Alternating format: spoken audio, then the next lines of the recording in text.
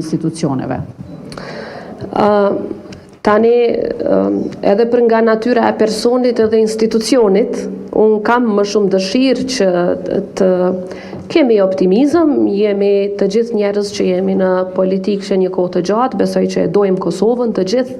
prandaj edhe nuk e shoh të pamundur gjetjen e zgjidhjes për konstituimin e kuvendit, përkundrazi,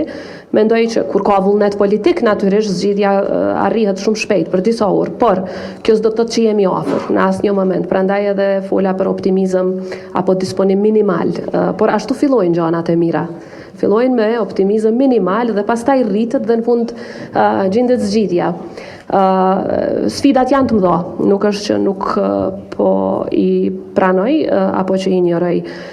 Megjithatë, sa i përket afatit, unë nuk mund t'jap për momentin afat, sepse varet edhe nga shumë zhvillime. Unë i përmenda në takim disa prej afateve që i kemi rreth proceseve që involvojnë kuvendin, që kërkojnë kuvend funksional, qoftë sa i përket disbursimit të mjeteve të para, të planit të rritjes, qoftë sa i përket